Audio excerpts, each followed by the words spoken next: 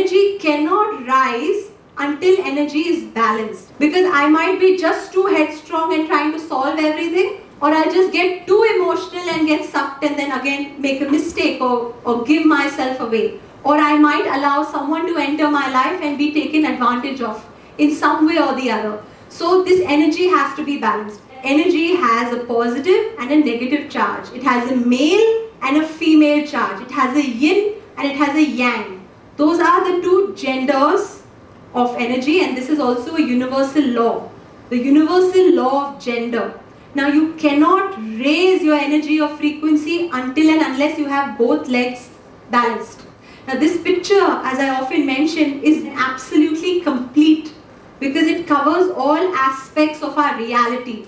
It covers the polarity, day and night, the duality of high and low. It covers the gender of male and female. It covers the source. It covers sacred geometry. This is what we call Shiv and Shakti. And this is what in Chinese philosophy we call yin and yang. And the energy which we are going to measure for you also has these two aspects. In the language of science, this energy is called electric energy and electromagnetic energy. The electric energy emanates, or rather is sustained or created through the brain, and the unit for that is ATP. So all the food that you eat, 30% of your breakfast that you ate today is sustaining you right now. And every time you're thinking, you're creating electrical impulses. And we've measured that and we show you how that appears. That is your electric current, right? That is symbolic for the brain. The heart is the electromagnetic field which is around you. So you can have a thought, weak or powerful, based on how strong-minded, how strong your male energy is. And then you can draw an impact. You can propel that energy into the world and create through electromagnetic force, is what we are also calling aura. Now it's up to us to marry the brain and the heart. Because if you keep thinking positive and you don't feel positive, you cannot create a new reality for yourself. If you feel positive but your thoughts have unfounded beliefs, your beliefs of the world are based on some wrong notion you picked up as a child, or what your parents told you, or what you experienced through your husband, or an instance that shook your life forever, then you are not able to put your signal out into the world. So I've seen many cases where they have very strong electromagnetic fields. They can impact people, but there is no direction in which direction they want to impact. So therefore it's essential our electric and electromagnetic, our Shiv Shakti, yin and yang is balanced. Now as we move ahead in today's segment, what we are going to do is not only balance our energies and increase our field of impact, but also focus more on the heart. And the reason I say this is because the heart is 5,000 times stronger than the brain. And the heart has loving intelligence and intelligent love. And I mentioned some of the institutes that we have access to information of who do these studies and have proof of how the electromagnetic signatures are different of people who have refined hearts. So basically this field is either shrunk or increased based on the information and emotion you're carrying. If you have grudges, jealousy, insecurity, shame, some aspect of yourself which you have not accepted at all, aspects from your childhood that is affecting you, that information is stored in your heart and is reflecting in your electromagnetic signature and therefore altering your impact in the world.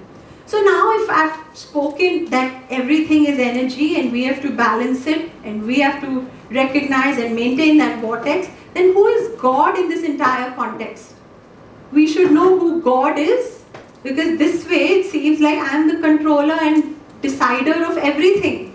I want to just throw light on one thing. As we broach and grow on this journey of understanding consciousness, God is without shape and form, name and sign, without size and scale, beyond time and place. There is no concept of even time and place. But till we reach there is a God principle. Just like He put His stamp on us and we see that spiral and self-sustaining structure within us, there is also one principle He attached to it called the God principle, G-O-D, which is generator, operator, destroyer.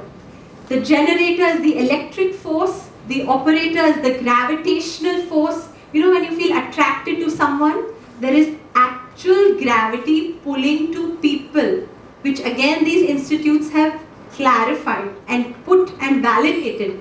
And the destroyer principle, which is the magnetic charge. Now each of these principles is reflecting in our body. I just explained to you the torus structure, and I told you how the galaxy is self-sustaining. So the God is encoded in the galaxy, encoded in you. The God creates your body, it protects your body and destroys your body by sustaining it. So every second as we speak, cells are dividing. And the faster they divide, either you age rapidly or they divide and they just sustain you. There are secrets of radical longevity also. So the God is not necessarily generator, operator, destroyer, but generator, operator, sustainer also. So we'll decode a lot of these aspects as we go along. But this principle you must imbibe, that the Father, Son and the Holy Spirit is also symbolic of the God principle. Brahma, Vishnu, Mahesh is the God principle. But guess what? I just told you energy has to be balanced. If you just use your mind and not your heart and not your mind, you can't increase your sort of principle to generate, operate and sustain this body. So even Brahma, Vishnu, Mahesh, which is symbolic of this principle, come with their wives, okay, which balance out the male-female energy. So this is the story of the Hindu culture and the epics that we hear in terms of how this balance of energy creates Maya and the world. But this is also true for all other philosophies. Point is that if God has placed this principle inside of you, believe it or not, you are God. You are pure consciousness. And the line is, Man na man, tu hai Bhagwan. That's what I want you to start realizing with all humility. That you are creator of your life and it's not possible one aspect of your life is not working out. It's impossible. There's just one block in this small identity which is sort of affecting you. So the balance principle which I need you to understand is, if there is a male and a female energy in us which is totally separated, we'll be at extremes. You'll see people who are too logical and then they are too emotional. Or they're too kind and then they are too rude. Sometimes we behave like that when we don't have this balance. The other aspect is where the male is dominating in us, the male energy is dominating in us, and we're too headstrong. We want to control and dominate and we don't care for the other person. The other way around, we allow that female energy to take over and we allow everybody else to come first in a certain sense and not focus on ourselves. Now what this means in specific areas, I'm going to repeat this slide again.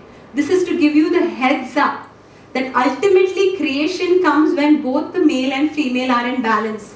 And this balance is akin to the birth of stars. It is the exact same balance and structure which is seen in galaxies. It is seen in biology, in terms of cell structure. It is seen in sacred geometry. You cannot make complex sacred geometry structures which defines the reality of our existence if we don't have this balance. And now if I come back to your conscious living framework, I mentioned specifically balance creates more awareness. Now if these energy is imbalanced in one of us, we cannot grow out of our conscious living framework. I need that balance to come in. Which side of us is too strong or too soft?